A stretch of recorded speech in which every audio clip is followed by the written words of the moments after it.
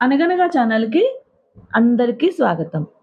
పిల్లలు, ఇప్పుడు మనం చందమామ కథల నుంచి 'దండాల రాముడు' అనే ఒక కథను వినేద్దాం.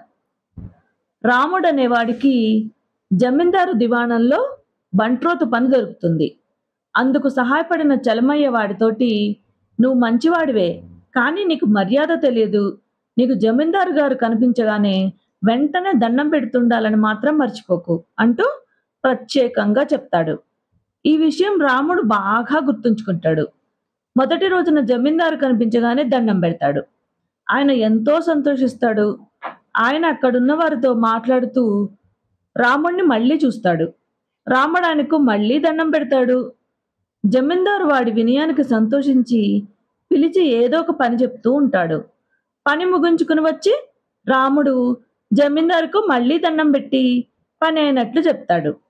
అలా వాడు జమీందారు కనిపించినప్పుడల్లా దండం పెట్టడం అలవాటు చేసుకుంటాడు. జమీందారు వాడికి ప్రతిరోజు చాలా సార్లు కనిపిస్తుంటాడు. అంతేకాదు, జమీందారు మళ్ళీ రాముడి వైపు తిరగగానే వాడు వెంటనే ఆయనకు దండం పెట్టేవాడు. జమీందారు వాడి వినయానికి మెచ్చి తనకు అంగరక్షకుడిగా నియమించుకుంటాడు. అప్పటినుంచి వాడు జమీందారు వెన్నంటే ఉంటాడు. మామూలుగా జమీందారు ముందు నడుస్తుంటే రాముడు వెనకాల నడుస్తుంటాడు. వాడితో ఏమైనా చెప్పాలని తల వెనక్కు తిప్పితే రాముడు వెంటనే ఆయనకు దండం పెట్టేవాడు. ఏదైనా ఆలోచిస్తున్నప్పుడు జమీందారుకు అటూ ఇటూ పచార్లు చేయడం అలవాటు. రాముడు అక్కడే నిలబడి ఆయన వెనక్కు తిరిగి తన వైపుకు వచ్చినప్పుడల్లా వాడు ఆయనకు దండం పెట్టేవాడు. ఒకసారి జమీందారుకు మెడ నొప్పి చేస్తుంది. మెడకు వ్యాయామం కావాలని రోజు కాసేపు ఆయన మెడను కుడి పక్కకు ఎడమ పక్కకు తిప్పుతుండాలని వైద్యులు చెప్తారు. అలాంటి సమయాల్లో రాముడు ఆయన కుడి పక్కనే ఉండి ఆయన తలను కుడి పక్కకు తిప్పినప్పుడల్లా దండం పెట్టేవాడు. రాముడి దండాల గురించి దివాణంలో అందరికీ తెలిసిపోయింది. ఎందుకంటే వాడు దండాలు పెడుతున్నది సాక్షాత్తు జమీందారుకు. జమీందారు కూడా దండాలు వద్దని రాముడికి చెప్పలేదు. చూస్తూ చూస్తూ తనకు లభించే దండాలను తగ్గించుకోవడం ఏ ప్రభువుకు మాత్రం ఇష్టం ఉంటుంది? ఒకరోజు తెల్లవారుజామున జమీందారు ఊరుకు సమీపంలో ఉన్న పొలాలకేసి వెళ్తుంటాడు. రాముడు ఆయన అనుసరించి నడుస్తుంటాడు. అలా కొంత దూరం వెళ్ళాక ఉన్నట్టుండి దొంగ ఒకడు వెనక నుంచి వచ్చి రాముడి కాలు మీద తంతాడు. రాముడు కిమ్మనకుండా కింద పడతాడు. అదే అదనుగా దొంగ ముందుకు వెళ్ళి జమీందారు మెడలోని గొలుసును గుంజుకుంటాడు. ఆయన ఉలిక్కిపడి వెనక్కి చూస్తే కింద పడి ఉన్న రాముడు ఆయనకు దండం పెట్టాడు. రాముడు లేచే స్థితిలో లేడని జమీందారు తనే దొంగ వెంటబెడుతూ, "ఒరేయ్ రాముడు, తొందరగా లేచి దొంగను పట్టుకో" అని కేక పెడతాడు. ఆ కేక వింటూనే రాముడు లేచి నిలబడతాడు.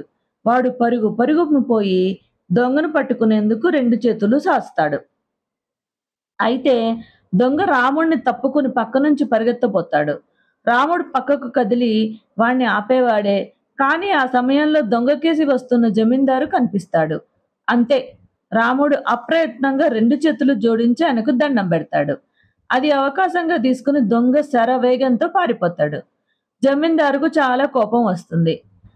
చేతుల దొంగను విడిచిపెట్టేశాడని రాముడు ఆయన్ని మందలిస్తాడు. అయితే రాముడు చేతులు జోడించి, "అయ్యా, తమరు కనపడితే దండం పెట్టకుండా ఉండలేను. అందువల్లనే దొంగ తప్పించుకుని పారిపోయాడు. నేను దండం పెట్టడం తప్పైతే చెప్పండి. అలవాటు మానుకున్నందుకు ప్రయత్నిస్తాను" అని చెప్పంటాడు. "నీ దండం వల్ల 3 కాసులు బంగారు కొలిసిపోయింది" అని చెప్పంటాడు జమీందారు కాస్త కోపంగా. వెంటనే రాముడు, "ఆ దొంగ ముఖం నేను చూశాను. వాడు మనూరివాడే, పేరు తెలియదు. మళ్ళీ మళ్ళీ చూస్తే గుర్తుపట్టగలను. కాబట్టి తమరు చాటింపు వేయించండి. రాముడు దొంగను గుర్తుపట్టాడని మర్యాదగా గొలుసు ఇచ్చేస్తే తమరు ఈ విషయాన్ని అంతటితో వదిలిపెట్టేస్తారని, లేకుంటే ఊరందరినీ సమావేశపరిచి అసలు దొంగను పట్టి కఠినంగా శిక్షిస్తానని ఊరి వాళ్లకు తెలియజేయండి" అన్నాడు. జమీందారు ఆ విధంగా చాటింపు వేయిస్తాడు. మర్నాటికల్లా ఎలా వచ్చిందో ఆ గొలుసు జమీందారు పట్టమంచం మీద పడి ఉంటుంది. జమీందారు రాముడి సలహాను మెచ్చుకుని, "నా గొలుసు దొరికింది, కానీ దొంగ ఎవడో వాడికి నా కొలువులో పనిచేసే వాళ్లతో పరిచయమైంది. నువ్వెలాగోలా వాణ్ణి గుర్తుపట్టి నాకు తెలియజెయ్యి" అని చెప్తాడు. దానికి రాముడు ఒక క్షణం తటపడాయించి, "అయ్యా, నిజానికి నేను దొంగ ముఖం సరిగ్గా చూడలేదు. నా దండం వల్ల తమరి గొలుసు పోయిందని బాధపడి తమరిక నన్ను దండం పెట్టనివ్వరేమోనని చెప్పి దిగులుతో మెదడుకు బాగా పదును పెట్టి ఈ ఉపాయం ఆలోచించాను. నేను దొంగను గుర్తుపట్టలేనని నాకు తెలుసు. కానీ దొంగకు తెలియదు గదా! పట్టుపడితే తమరు కఠినంగా శిక్షిస్తారని భయపడి వాడు గొలుసును తనకు చేరే ఏర్పాటు చేశాడు అని జెప్పంటాడు. నీ చేతులకు దండాలే కాదు, నీ బుర్రలో ఉపాయాలు గూడా దండిగానే ఉన్నాయి. నువ్వు దొంగను సరిగ్గా చూడనప్పుడు విషయం నాకైనా చెప్పలేదేం అని చెప్పంటాడు జమీందారు. అయ్యా! అసలే తమరు నా మీద చాలా కోపంగా ఉన్నారు. అప్పుడు దొంగ మొఖం చూడలేదని చెప్పడం మంచిది గాదు. అదీగాక నేను దొంగ మొఖం చూశానన్నాను కాబట్టే తమరు చాటింపు వేయించారు. లేకుంటే తమరు నా ఉపాయం మీద నమ్మకం ముంచేవారే గాదు అని జెప్పంటాడు రాముడు. జమీందారు వాడి తెలివిని, సమయస్ఫూర్తిని మెచ్చుకుని, ఒరేయ్! నాకిప్పుడెంతో సంతోషంగా ఉంది. నువ్వు వంటశాలకు వెళ్ళి ఈరోజు భోజనంలోకి 2 రకాల తీపి పదార్థాలు చెయ్యమన్నానని నా మాటగా జెప్పు అని చెప్తాడు. రాముడు వంటశాలకు వెళ్ళి ఆ విషయం చెప్తే వంటవాడు సరేనని, ఇప్పటికే పూర్ణం బూరలు చేశాను. రుచి చూసి ఎలాగున్నాయో చెప్పు అంటూ వాడికొక బూరిస్తాడు. రాముడది తిని ఆశ్చర్యపోతాడు. అలాంటి రుచికరమైన బూరె అంతవరకు వాడెక్కడా తిని ఉండలేదు. ఇంకొకటడిగి తినాలనిపించినా మొహమాటం కొద్దీ ఊరుకున్నాడు. అయితే వాడి అదృష్టం కొద్దీ తన దగ్గరకు తిరిగొచ్చిన వాణ్ణి కొద్ది క్షణాలకే మళ్ళీ జమీందారు వంటశాలకు పంపుతాడు. వంటవాడు వాడికి ఇంకొక బూరె రుచి చూపిస్తాడు. ఆ రోజు జమీందారుకేమైందో రాముణ్ణి ఆగకుండా వంటశాలకు పంపుతూనే ఉన్నాడు. వెళ్ళినప్పుడల్లా రాముడికి వంటవాడొక బూరె రుచి చూపించసాగాడు. 10, 12 బూరెలు తినేసరికి రాముడికి మొహం మెత్తి ఇంకొద్దంటాడు. వద్దనకూడదు. ఇది నాకు జమీందారు గారి ఆజ్ఞ అని చెప్పంటాడు వంటవాడు. అస్తమానము బూరెలే తినలేకపోతున్నాను. పోనీ ఇంకేమైనా రుచి చూపించు అని రాముడు వంటవాడిని వేడుకుంటాడు. ఏమో మరి జమీందారు గారు నీకు బూరెలే రుచి చూపించమన్నారు. మరేదైనా వంటకం కావాలంటే పోయి ఆయన్నే అడుగు అని చెప్పంటాడు వంటవాడు విసుగ్గా. రాముడు మరి బూరెలు తినలేక జమీందారు గారి దగ్గరికి వెళ్ళి ఆ సంగతి చెప్తాడు. బూరెలు నీకు చాలా ఇష్టం గదా అని చెప్పంటాడు జమీందారు. అయ్యా! ఇష్టమే గాని ఒకే రోజున ఎన్ని తింటే మొహం మొత్తుతుంది గదా అని చెప్పంటాడు రాముడు. ఆ జవాబు విని జమీందారు చిరునవ్వు నవ్వి, ఒరేయ్!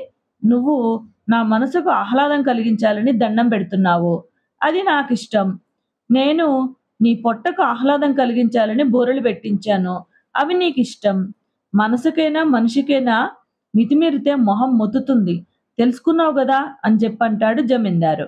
అప్పటికి రాముడికి అసలు విషయం అర్థమవుతుంది. ఆ రోజు నుంచి వాడు జమీందారుకు రోజుకు 2 సార్లే దండం పెడుతూ పరిమితిని పాటిస్తుంటాడు. అయితే వాడికి దండాల రాముడు అన్న పేరు మాత్రం అలాగే ఉండిపోతుంది. కథ కంచికి మనమెంటికి. నచ్చితే లైక్ చేయండి, షేర్ చేయండి, సబ్స్క్రైబ్ చేయండి.